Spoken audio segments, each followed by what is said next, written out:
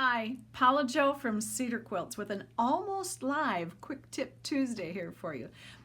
I have a vintage quilt that I'm working on. Thank you to Darlene for trusting me with so many of her quilts. Oftentimes we baste the edges and then we stitch. Well, on some of these vintage quilts, they have a few more issues that we have to deal with. Boy, oh boy, you know, we are so lucky, so spoiled and blessed these days to have rotary cutters and rulers and all kinds of templates to use. And a lot of our piecing can go pretty smoothly, but boy, back in the day, this was, if there was a pattern at all, it was probably made out of a piece of cardboard or something and pencil drawn and cut out with a scissor. And I don't know about you, but most of the old scissors that I have around here are not fabric scissors. They're just old ones that are used for lots of things. So anyway, with traditional pinwheels like this quilt has, there are lots of angles that are at 45 degrees, and so there's a lot of stretch, and so these blocks tend to have a little bit of wonkiness going on. It has the same kind of block throughout, and most of the blocks are the same size, but then there's a row on the outer edge to make it a little bit bigger, using up some scraps, and so these pinwheels are a little smaller than the big ones, and there's a lot more stretch and wonkiness on these. Instead of basting it like I normally would with a 4 stitches per inch and just come down along the edge and get it all secure, there is so much fullness over here. I'm actually doing piano keys instead. I normally would have my side clamps on here, but because I'm having to do so much manipulation, I want my ruler base on here for a nice little support system. And I'm going to just keep working my way back and forth. First of all, I want to see how much room do I have in my throat space, so I can only come about this far. So the first seam that I'm going to be able to work on is this one. So I'm going to get my thread attached over here. Pull up the bobbin thread. I'm going to be using 11 or 12 stitches per inch, and I'm going to use a little wiggle ditch. And I'm kind of holding everything and pulling a little bit tight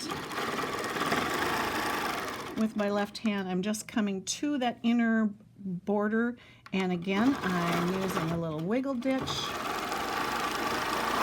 And I'm just coming in and out, and I'm not traveling on the quilt. I'm traveling just off to the edge a little bit here. And then I'm making sure that the next seam is pretty straight, and then I'm stitching down it again. A wiggle ditch is very forgiving, and I can just keep moving along, holding things basically where I want them, finding that happy medium between where I want it to go and where it's happy being.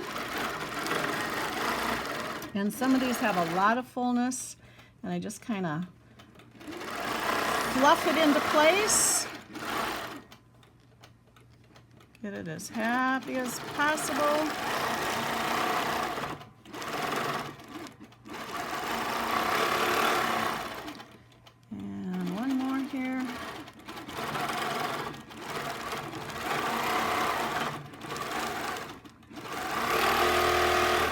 And now, once I have all those piano keys, those straight lines in here, now I'm going to come down along the whole edge with a wiggle ditch again and secure that edge, trying to keep it as flat as possible.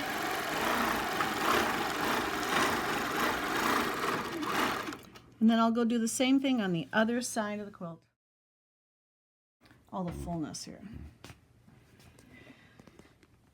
So on this side, you can see the problem even more so. These blocks are all sewn together, and then they sewed them on there, and there was so much fullness. It got very, very full, almost like a skirt ruffle. There's so much here. So what I'm trying to do is to keep this seam between the blocks as square and perpendicular and parallel to everything as possible. And so that's the main thing I'm focusing on.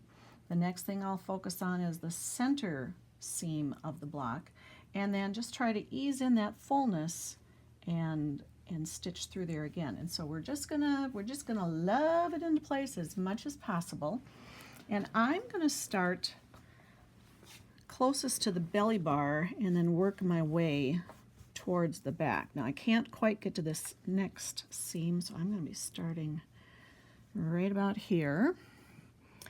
And again, as I was mentioning, I'm starting off the side of the quilt rather than being on the quilt.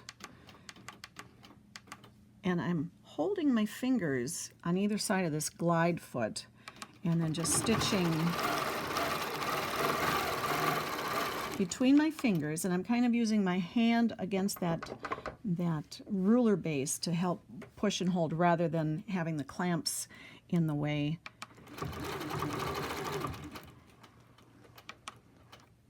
And I want this to stop with the needle down.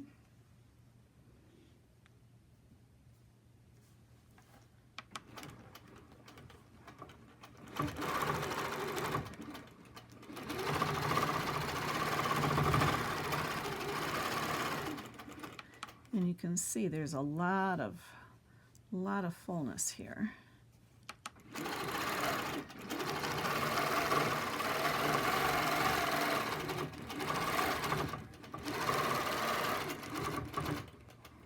And so depending on how much fullness there is, I might go up and down just on the seams first, or I might come up and down in between the center of the block. And I think because there is so much fullness on this side, I'm going to do all the seams first in this next little section.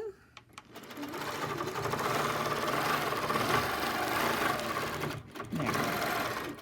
Now I can come back through the center of this one again.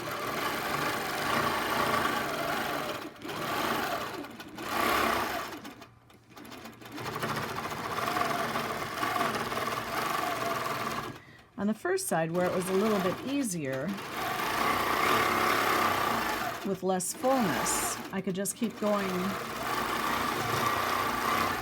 up and down each section. But on this side, because there's so much fullness, it's best to go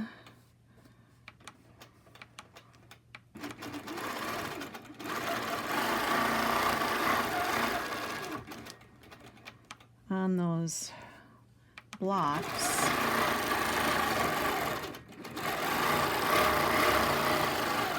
We could certainly do more than just one channel in each block there, but I'm not stitching the rest of the quilt heavily, so I don't want these borders too heavy.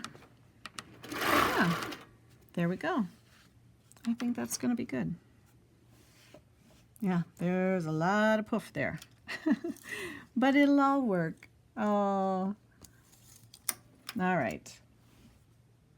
But yeah, that's going to help hold it into place. Now that it is stabilized, it's secure where I want it, now I can use the side clamps and I can pull that a little bit tighter when I am ready to do my edge to edge or my border to border on the inside of the quilt. But yeah, I just wanted to show you a quick little tip on those piano keys. Just holding it in place, kind of finding that happy medium and helping it along. So yeah, hope that was helpful. See you later. Toodaloo.